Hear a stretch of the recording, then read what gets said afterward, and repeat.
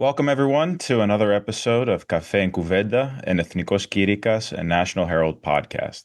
Today, we have the distinct privilege of speaking with Michael Psaros, a towering figure in American finance and one of the most influential voices in the Greek American community today. Michael is the co-founder and managing partner of KPS Capital Partners, a private equity firm with nearly $20 billion in assets under management. Through KPS, he's transformed struggling manufacturing and industrial companies into world-class enterprises, creating jobs and strengthening American industry in the process. The companies in KPS's portfolio generate over $21 billion in annual revenues and employ 55,000 people across 21 countries. But Michael's impact extends far beyond the boardroom. He's a devoted philanthropist who has invested deeply in higher education, the Greek Orthodox faith, and Hellenic culture at large. He and his family have endowed chairs, centers, and sacred spaces at Georgetown University, including the Georgetown Psaros Center for Financial Markets and Policy, a hub for unbiased expertise on critical economic issues. They've also supported the creation of a beautiful Orthodox iconostasis at Georgetown's Copley Crypt Chapel and established the Ecumenical Patriarchate Bartholomew Endowed Orthodox Chaplaincy. Perhaps most notably, Michael has served as the vice chair of the effort to rebuild St. Nicholas Greek Orthodox Church and National Shrine at Ground Zero, the only house of worship at that hallowed site, and a beacon of faith, resilience, and remembrance that has welcomed over 500,000 visitors from around the world.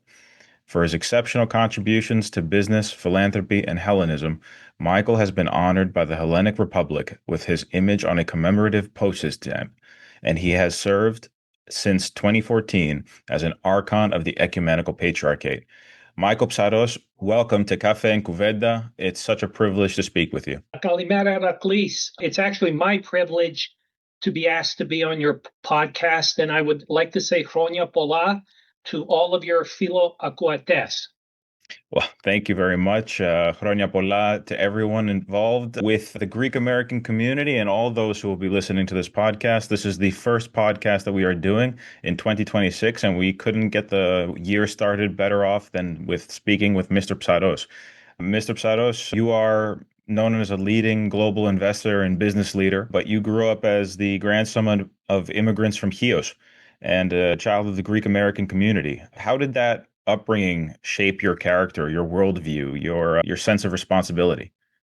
Well, I was born in West Virginia, and my parents were born in West Virginia, but my mother's parents, my yayam papu, are immigrants from Chios. Our Horio is Olympi, and we consider that home because we don't have another home. My father's family, my papu, the giant of my life, was a refugee and an immigrant and an orphan, made an orphan from Halikarnassos in Asia Minor that the Turks now call Bodrum. And so our family was eliminated in the Megali Catastrophe. My papu was an orphanos and a polemopathitis because of the Megali Catastrophe. And he was very much the giant of my life, along with my mother's mother, my Yaya Yenia from Chios. I am who I am today because of so many things. First and foremost, I am an American of Hellenic descent. That has always grounded me. I know who I am. I know exactly where my family is from. That has given me dignity. That has given me pride. And it has guided me throughout my life. I am also an Orthodox Christian.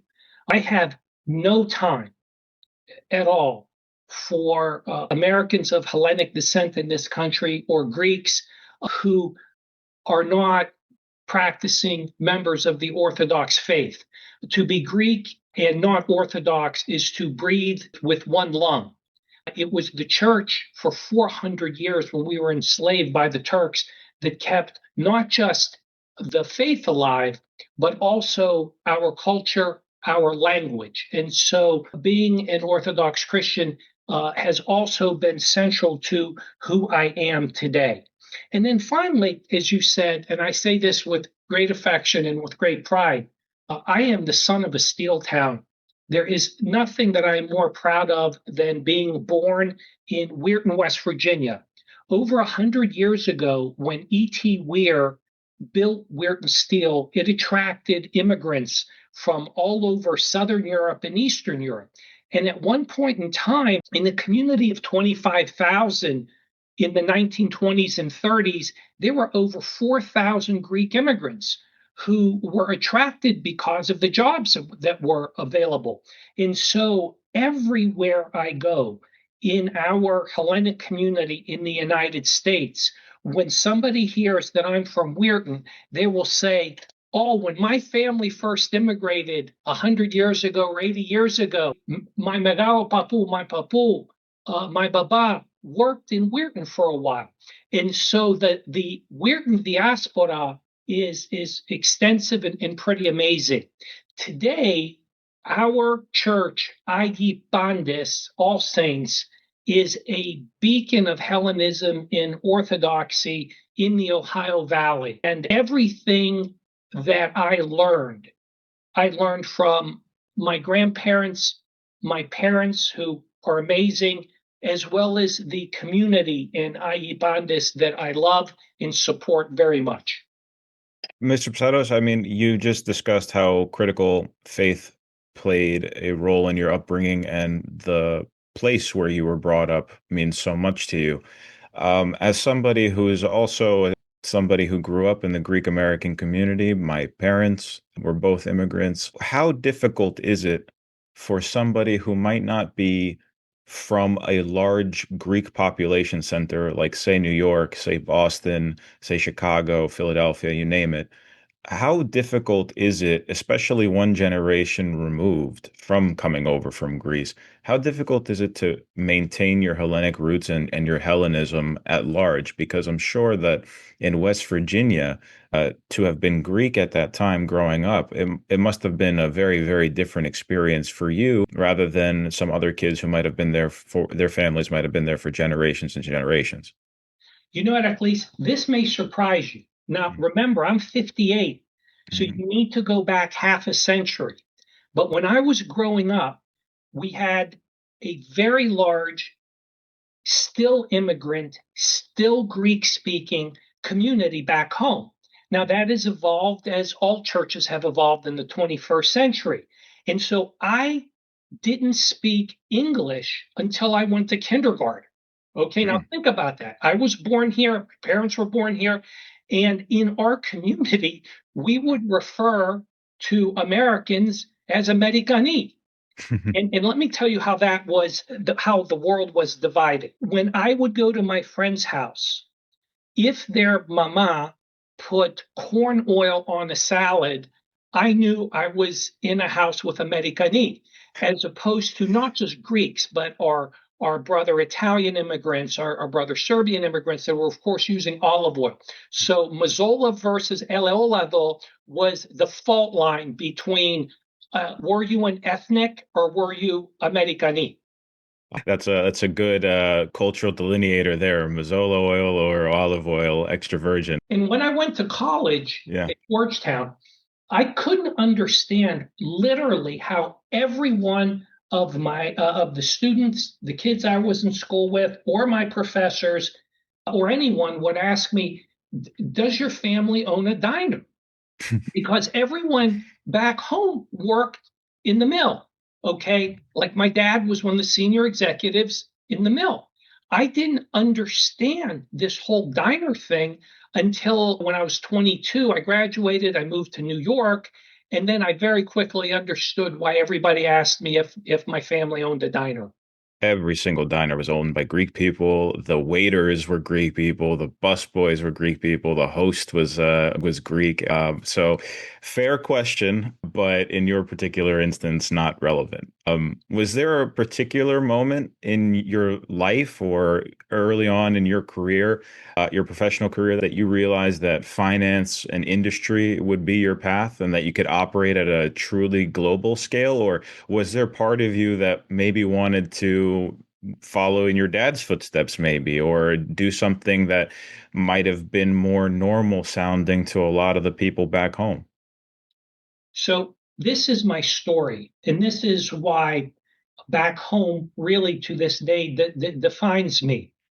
When I was growing up, all I wanted to do was to go to college like my dad, get an electrical engineering degree like my dad, go to work in the mill, work for 30 years, and retire from Weirton Steel like my dad. And had I done that, by the way, I would have been very happy. But in the early 80s, when I was in junior high and high school, uh, it was the first great cataclysm in the US steel industry between the geography of Johnstown, Pennsylvania, and Youngstown, Ohio. There were so many giant blast furnace integrated steel mills, each of which employed tens of thousands of people and had served for generations as the employment anchor and the cultural anchor, really, of so many steel communities. In the early 80s, because of the strong dollar and a flood of Japanese imports, substantially all of these giant blast furnace integrated steel companies closed. Weirton was owned by the National Steel Corporation, and National Steel announced in 1982-83 that it was going to close or sell the Weirton Steel division of National Steel. Now, there were no buyers, and everyone knew that. So what happened is a group of management union employees from Weirton came to New York and sought a meeting with this mythical figure called an investment banker, something that nobody had heard of. And they couldn't get a meeting. Finally, they were introduced to the most legendary investment banker of his generation, Mr. Felix Weirton, who was at Lazard Ferrer at the time. And he took a meeting with the workers, and he had a early 30-year-old vice president with him named Eugene Kalin, who was the K in KPS. And he turned to Gene and said, "You are going to figure out how these workers are going to buy their company." And on January the 11th, 1984, the largest employee buyout at that time in the history of the world closed when Gene figured out how to create the independent employee-owned Weirton Steel. That buyout not only saved the business, it saved my hometown, it saved our way of life, and it was remarkable for so many reasons. First, it was the largest employee buyout in the history of the world. Second, it demonstrated that labor and management can work together. It demonstrated that capital and labor can work together, and usually they're mutually anathema, to use a good Greek word, but it worked. And so here I am, I'm literally in high school, in this 30-year-old guy who's an investment banker, something I never heard of, comes in and saves our whole town. I said to my baba, I said, "Dad, I want to be him." And so my dad went to the Weirton CFO, who called in a Wall Street investment banker, and he said to me, "Kid, if you want to work on Wall Street, you can go to Georgetown or you can go to another institution." And I had family in Washington. I had my Theo Alexandro, my Thea Kathy, my cousin, Big Harry. My brother, Hari Laos, is Harry. My cousin, who's really my brother, Hari Laos, is a big guy. And so he's Big Harry. And so I decided to go to Georgetown. That's really how this happened. During the 80s, Gene Kalin did a remarkable body of work saving so many manufacturing and industrial businesses in this country. And he and a partner, Christmas 1990, left to start their own firm. I had the great blessing and privilege of being given an opportunity to be an analyst, which is a trainee kid at Bear Stearns in the investment bank between 1989 and 1991.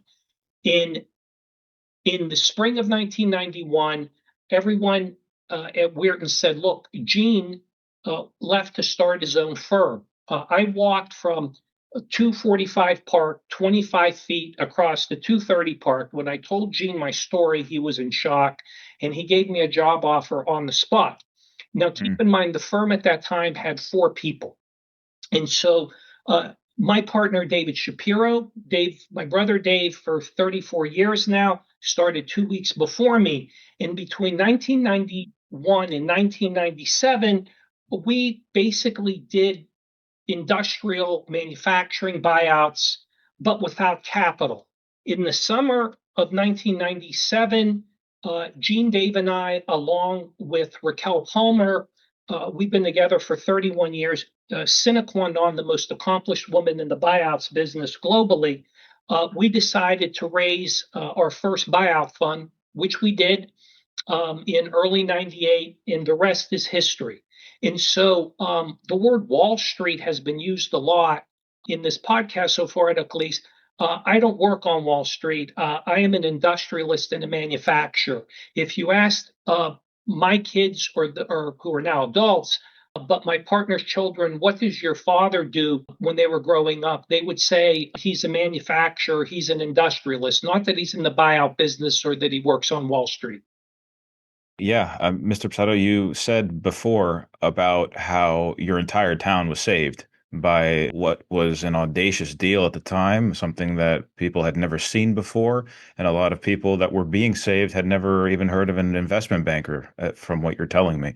KPS today still kind of employs that strategy of we are going to fix whatever company this is, and we're going to save the maximum amount of jobs and try to preserve people's way of life, which is what happened with your town in West Virginia. Can you speak to the strategy of KPS and what that guiding light of saving jobs and saving institutions, like what that special situation strategy is like and what makes it different from traditional private equity? Okay, Eraklis, like a good journalist, she has 5 questions in one. I'm going to try to break this down for Sure, you. First of all, sure. what is KPS? We are a private equity fund that acquires primarily non-core businesses from large global giant publicly traded corporations. The other 20% of our investments have primarily involved buying distressed or bankrupt manufacturing and industrial businesses. Substantially all of the companies we acquire are global. And so we have a real expertise on how to execute on a global basis. The way we create value for our investors is manufacturing excellence. It's by taking good businesses we acquire and making them great, or taking highly distressed or underperforming businesses and making them great. But it all comes down to manufacturing excellence. In terms of the question you ask about jobs, the United States had 3 legendary labor leaders in the 20th and 21st centuries. John L. Lewis, Walter Reuther of the United Auto Workers, and my dear friend who's now passed away, Leo Gerard of the United Steelworkers. And what Walter Reuther said, the legendary labor leader of the United Auto Workers, is a worker's most best friend is a profitable employer. Hmm. Unless the company is profitable and vibrant and growing, there are no jobs. And so I and my partners are fiduciaries to $20 billion of capital today. And as a fiduciary, my job, and as a practical, moral, and ethical matter, is to maximize investment returns on that capital. And the way we do that is by creating and building and growing world-class global industrial companies that are profitable. And so by doing that, we not only, in some cases, save jobs, but we also create jobs. And as we remind everybody that works here at KPS, and we tend to talk about it at the end of the year around Christmas time, that while we buy and we sell, using your number today, we currently have 50,000 employees in over 20 countries working in over 200 manufacturing plants. That means that we are responsible for 50,000 paychecks, 50,000 mortgage payments, 50,000 tuition and healthcare payments, car payments, utility payments, et cetera. And we take our fiduciary duty to our investors as seriously as we take our duty as a moral, ethical, and practical matter to the 50,000 families that work for us through the portfolio, as well as the communities in which they operate.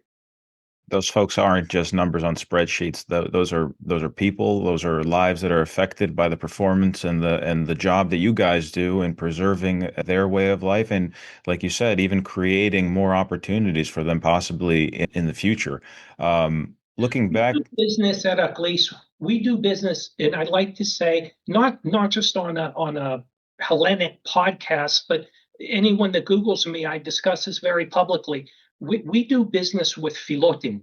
Mhm. And it drives me nuts that the most important word in the Greek language doesn't translate into English.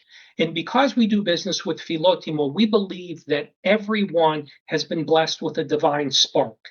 And we believe in treating all of our employees worldwide, from the shop floor to the boardroom, with dignity, with respect, mesevasmo. Mhm. Philotimo, it is incredibly frustrating that one of the most beautiful words in the Greek language has no equivalent in English, and it's so hard to explain, but you know it, you see it, and you feel it, more importantly, when Philotimo is around. When you are talking about acquiring these companies, Mr. Psaros, looking back in your long career, is there a turnaround story that speaks to you in a meaningful way, on a human level, maybe? I know that each deal, each transaction has its own story, but is there one that sticks in your mind on maybe a more personal, meaningful level? I have to tell you, Eraklis, you ask a good question, but we love all of the companies that we've acquired and added tremendous value to, and so I really don't have a favorite. They all speak to my partners, Dave Raquel, and I in our firm. We in each of our investment funds have a highly concentrated portfolio. We typically make no more than 10 platform investments. That means we only acquire 10 companies, probably over a 4 to 5 year period. Now, what we do is we build those companies through acquisition, but we have an incredible, not just intellectual, but a very personal and emotional investment in each of these companies. Yeah, I would like to kind of pivot a little bit, if I may, Mr. Psaros, because we've talked so much about KPS and what it is that you do on a daily basis. But I just wanted to kind of take a little bit of a step back and go back to one of the places that you mentioned in the beginning of the podcast that has enabled you to get to where you are, namely Georgetown University. So your relationship with Georgetown University, as you said yourself, it spans decades.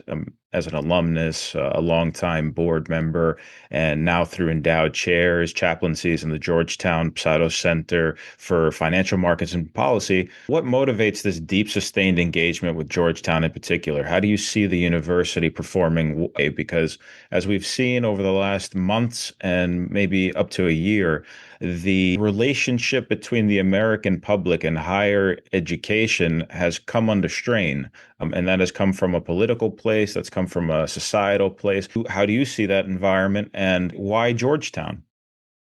So, first of all, let me start with my involvement with the university. I had the great blessing of doing a 6 year tour of duty on the board of Georgetown. I am currently the vice chairman of the board of advisors of the Georgetown Business School. My wife, Robin, and I endowed a $3 million chair in the business school, the Michael and Robin chair, which is occupied by a worldwide distinguished professor, Rebecca Hamilton, today. My wife and I endowed a second chair, which was the $3 million Ecumenical Patriarchate Bartholomew Orthodox chaplaincy, but it is an academic chair that's obviously occupied by a priest in the name of His All Holiness. My wife and I have donated approximately $15 million and counting to the Georgetown Psaros Center for Financial Markets and Policy. We did I couldn't believe when our country's oldest and most prestigious Catholic university called me and said, would you underwrite and figure out how we can install an Orthodox iconostasion and Orthodox icones in Copley Crypt? I cried when I got that call. And please note that one of the icons that the iographo was Mr. Philipakis, he's just brilliant, is St. Peter hugging St. Andrew. The St. Peter and St. Andrew, obviously St. Andrew for the Orthodox and St. Peter for the Catholics, embracing each other. That same icon is also now in Rome. Why am I such a committed Hoya? I am who I am today because of the values and the value system I learned from my family, as we discussed, that I learned from the church, as we discussed. Georgetown isn't just university. Georgetown is a value system. It is a Jesuit school. As our president emeritus, who recently stepped down, President Jack DeGioia, said, you may not believe in God and you don't have to, but we do. Okay, find me another global university where the president says that the institution believes in God. Okay, and so Georgetown completely integrated into the value system that I was raised in and that I believe in. Georgetown is also, every university today likes to say it is global or international. Well, Georgetown, which is a 240-year-old institution, was global before global was cool. Georgetown has been a global institution going back to the 1920s and 1930s. It was the first university to create a school of foreign service to train originally our diplomats. And the Georgetown Foreign Service School is still the gold standard globally. Georgetown's business school, its public policy school. The emphasis has been forever on international and global, and that's very much me as well. And I love DC. It is the intellectual fulcrum in the District of Columbia, and also the convener of conveners in the District of Columbia. And so, for all of those reasons, but it really comes down to the values. And I must say, speaking as an Orthodox, how much I love and respect the Jesuits. Mm-hmm. They are extraordinary. They're extraordinary educators, true priests, and St. Ignatius. When you talk about why is Georgetown so global, St. Ignatius, when he created the order 500 years ago, told his first recruits to go forth and set the world on fire. So he literally took, in this nascent order, sent his priest around the world to preach and proselytize. The faithfulness, the commitment to tradition, but also to wisdom is something that a lot of Greek Orthodox people feel a kinship with Jesuits. So that doesn't surprise me at all. And of course, like you said, Georgetown University has been an assembly line, if you will, of just top career diplomats in the State Department, have ambassadors, United States presidents have graduated from there. And obviously, most importantly for this conversation, and luckily for them, Michael Psaros as well is a graduate of Georgetown. So congratulations on your work, and that must have been a very, like you said, emotional phone call to get from your alma mater about something that means so much to you on a personal level, and something that you could execute it at such I've seen what you have done there at Georgetown with the iconostasi, and it's extraordinary. So I also want to say it just doesn't mean a lot to me and my family, but on the occasion of his historic apostolic visit in October of 2021, it was very important to His All Holiness Ecumenical Patriarch Bartholomew to visit Georgetown. And unfortunately, it was still the tail end of COVID. We're all wearing those stupid masks, but he came to Georgetown. By the way, Georgetown years ago bestowed to the Ecumenical Patriarch an honorary degree as well. But he came to the university to bless the icons, accompanied by the sitting cardinal, the Roman Catholic Cardinal of Washington at the time. It was followed by a beautiful dinner, and that is where we announced the endowed Orthodox chair. It was a very special night, despite the fact it wasn't just raining; it was a monsoon. But it was a beautiful evening. So that's actually a great segue, Mr. Psaros, because you serve as an Archon of the Ecumenical Patriarch on the National Council and on the boards of Leadership 100 and the Hellenic Initiative, just to name a few. What sense of mission do you bring to these roles on behalf of Hellenism and Orthodoxy in America today? As it relates to the Archons, the Saturday before each new class being invested, there's an all-day session at the New York Hilton. And when I have an opportunity to speak, what I say to the new Archons elect is that you're all men, you're all husbands, fathers, perhaps grandfathers, business people, doctors, lawyers, whatever. Tomorrow, when you are invested as an Archon of the ecumenical throne, your life will change and you will know it. When that cross is put around your neck at the cathedral by all of the highest sitting, our archbishop and the sitting hierarch metropolitans of our church, and you are proclaimed axios, you walk out of that church transformed. And what I hope your listeners understand is that being created, invested as an Archon, it is not a reward for good service. It is a lifelong call to diaconia, as we say, to the service of the patriarch in the ecumenical throne. We are the defenders of the faith in this country. And I am so proud to be an Archon. I am proud to have the blessing very humbly to serve on the executive council, and the work that we do is amazing.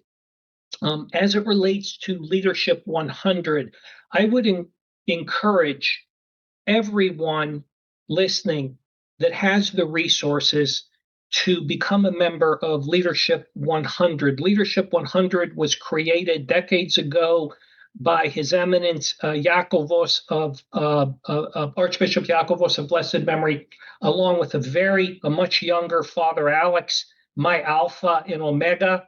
If you're listening, Father Alex, and it has become the largest endowment in the Orthodox world in the United States. I do have to say, speaking as an Archon, and it's extraordinary, Eraklis, that I believe it's only been a short 3 years ago, we created the Ecumenical Patriarch Bartholomew Foundation. Archons created it to create a permanent endowment to support the Patriarchate. In a brief 3 years, we have raised over $30 million. Wow. And growing, once again, with Father Alex, I should say, Omegas. Omegas. Alexandros Omegas. Omegas, as he was created by the Patriarch on his most recent apostolic visit, which also elevated our church in Southampton to a cathedral. And now that we're talking, and the Hellenic Initiative, I'm sorry, no, the Hellenic Initiative is, and I know as good Orthodox Christians, we don't believe in magic. It's just magic. Okay. So my brother, George Stamus and Andrew Liveris had an idea less than 15 years ago. And as you know, well, first of all, let me just say that the Hellenic Initiative, THI, has become, outside of the church, the, in quotes, the convening organization, not just for the U.S. Hellenic diaspora and homogenia, but as well in Britain, in Monaco, in Australia. It's remarkable. It is truly remarkable what has occurred in less than 15 years.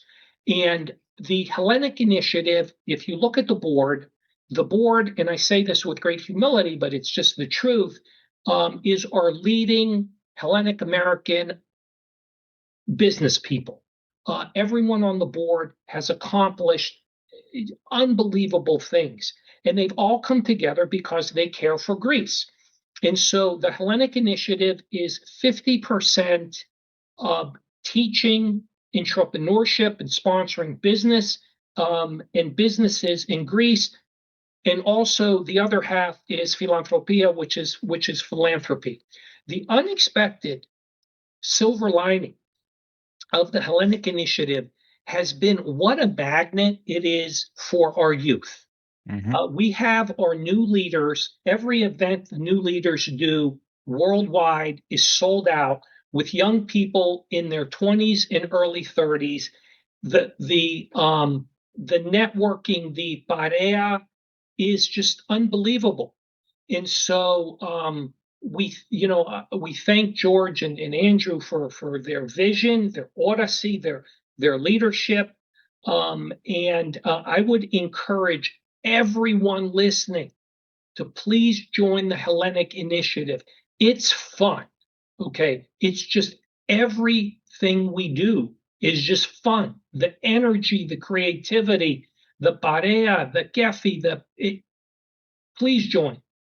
I would echo your sentiments there, Mr. Psaros. When Hellenic Initiative was created, it really it stemmed from a need for something like that, and it's become something so central to the way that especially young Greeks meet one another in a professional and maybe not even professional environment, and just be able to bounce ideas off of one another and compare their shared Hellenic experiences, no matter where they are on the globe. So that's what we do here at our newspapers, and that's what the Hellenic Initiative is doing, whether it's at a gala or just having a cafe en cuveda like we're having right now. So just to go back a little bit to the Philotimo and faith aspect of things, as vice chairman of the board of St. Nicholas Greek Orthodox Church and National Shrine at Ground Zero, you help bring about the completion of the only house of worship, like we said, at the World Trade Center site. What did that project come to symbolize for you over the years of effort and struggle? Because it wasn't easy. For those listening, and if you don't know, the process was not always smooth. It took a long time, but through Philotimo and hard work, how did that project come to symbolize resiliency and everything else for you, Mr. Psaros? I am in the business of fixing things. And Hmm. so there were two parts to the journey of the St. Nicholas National Shrine, which it started after 9/11 when Governor Pataki, the Port Authority of the states of New York and New Jersey, and the Holy Archdiocese vowed to rebuild St. Nicholas, the only house of worship on the 16 acres of what is now Ground Zero that was destroyed. We all know there was an initial fundraising of $40 million. There was the launch of the church construction, but to this day, I still don't understand where that $40 million number came from.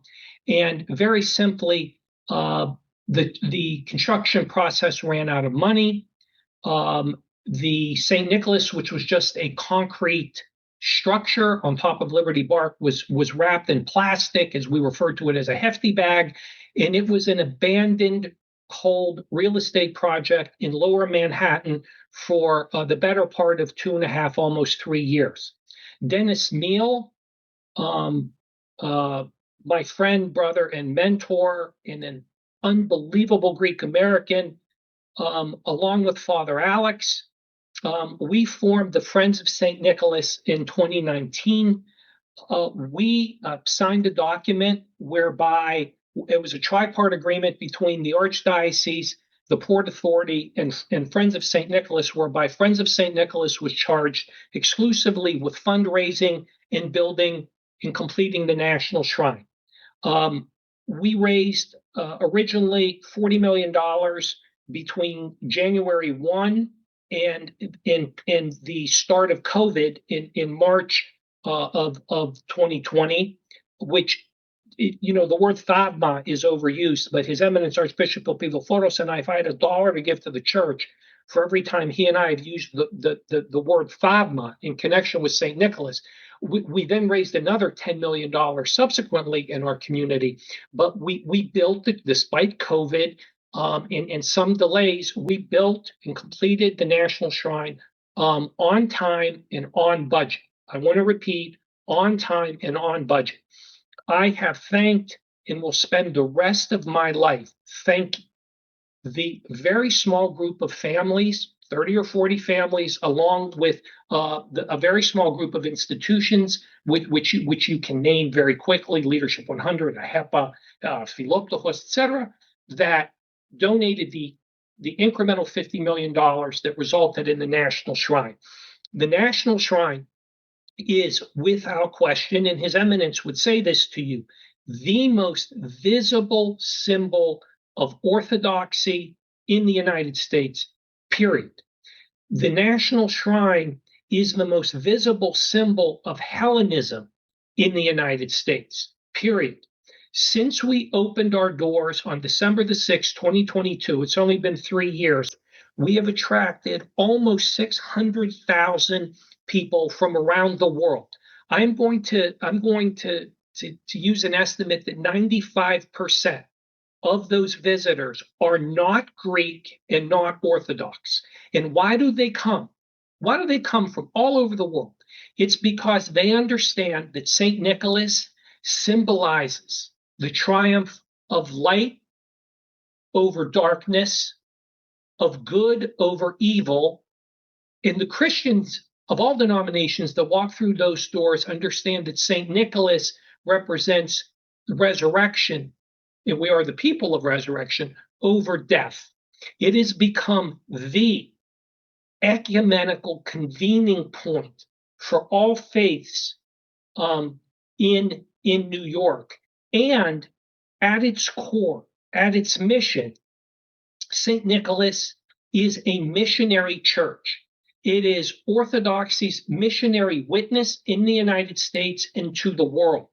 One of the criticisms St. Nicholas has received, and there's part of me that wants to laugh and part of me that wants to cry, and all of me that forgives as a Christian, is our hardcore Greek ethnics, apotochorio, that don't understand all of these xeni in our national shrine.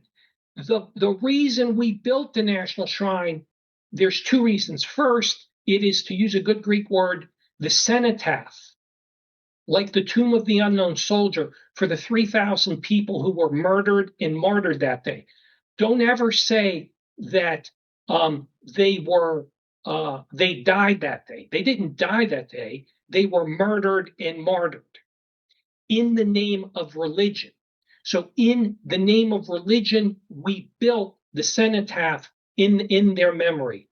And it is also, as I said, a missionary church. The reason St. Nicholas exists is to attract people so they can see the splendor of our faith.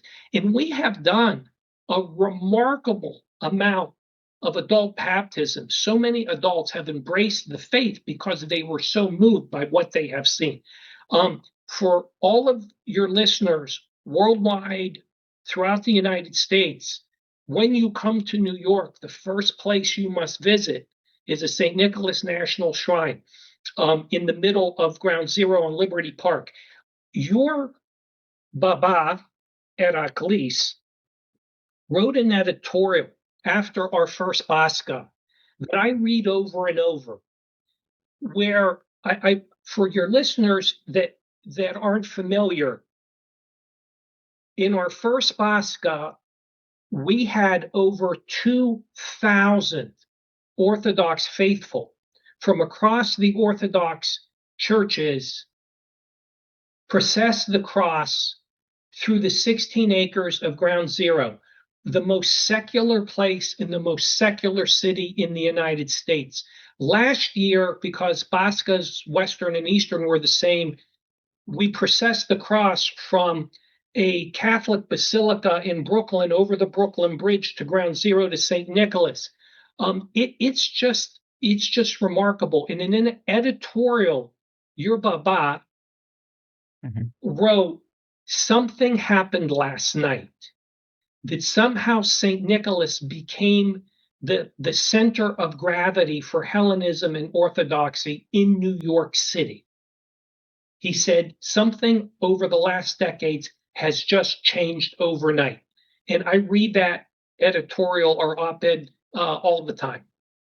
Well, thank you for referencing that. I'm sure he will listen, and I'm sure he's going to appreciate that because, frankly, I agree with that sentiment. And this newspaper, Ethnikos Kyrikas and the National Herald agree with that too. How can you not? You have a shrine that was recently built, but in such a short amount of time means so much to so many people, and they don't even have to be Greeks. They don't have to be even Christians. They can go in there and just acknowledge and bow their heads in respect to all those people who lost their lives that day and died and were martyred, as you said. And it really is a message to the world that not only did we rebuild that area and we kind of pick our own country up off the ground, but the faith was literally restored as well. And it was manifested through this national shrine that you fought and a few others, like you said, fought so hard to get done. So Let me say two things, Eraklis. First is to all your listeners, if His Eminence were speaking to you today, our goal is obviously you can be a member of your parish and your church or your churches wherever you are, whether you're in California, Idaho, Arizona, Florida, or New York. But we ask you to go online, and the monetary amount is insignificant. But what it is significant is that we ask you to join St. Nicholas.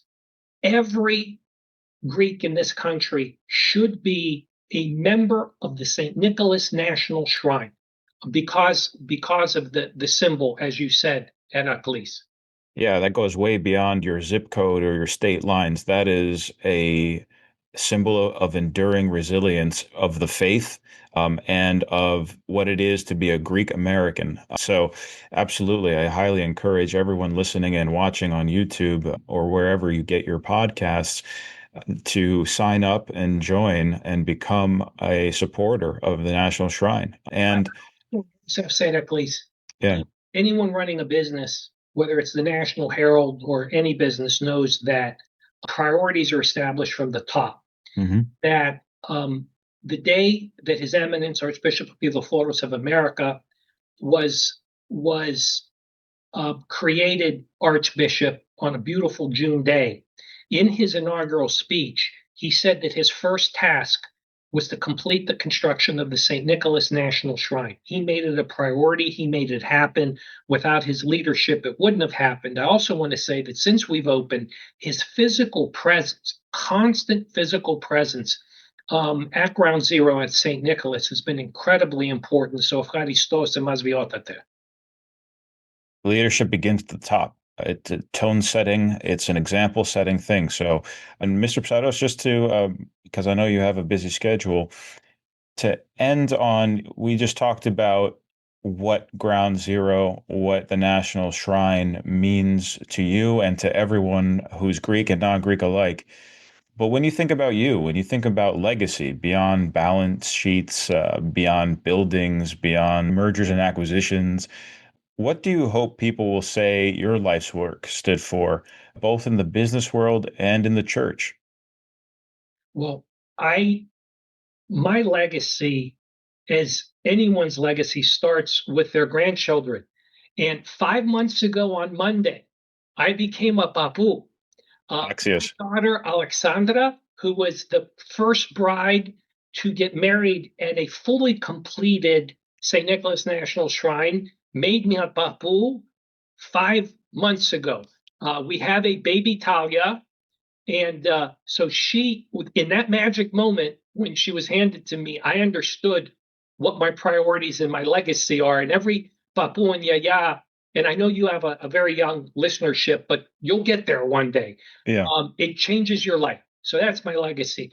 I just hope one day, when my name comes up long after I'm gone, that first and foremost, that I am remembered as somebody with humility, with respect, that had respect for our uh, heritage and institutions, and that I be remembered as somebody who tried to help. I get up every morning and I think of the words of Saint Chrysostomos, who has no peer in terms of his his legacy, and who said, "A rich man is not one who has much, but one who gives much away. For what he gives away remains his forever." And believe me, when my wife and I had nothing, I still would look at those words. And so I hope I'm remembered as somebody who was humble, who had sevasmo, who had respect for his family, for his church, for his heritage, as well as just for my wife and I and my family, that we tried to help, we tried to make a difference. Well, a difference is exactly what you and Miss Robin are doing. Your kids have every reason to be so very proud. And Padaxios, congratulations on becoming a papu, na Suzuki. And I just want to say thank you so much, Mr. Psaros, for taking the time to speak with us today. It was really a pleasure. What a delightful conversation. And I just want to say thank you to our listeners. Thank you for joining us for yet another Café en Cuveda podcast. We are so excited that you are able to start your year with me and Mr. Psaros. So if you are listening for the first time, please subscribe today wherever you get your podcasts, and the full video will be available on YouTube. So again, thank you, Mr. Psaros, for joining Café en Cuveda and Ethnikos Kirikas National Herald podcast.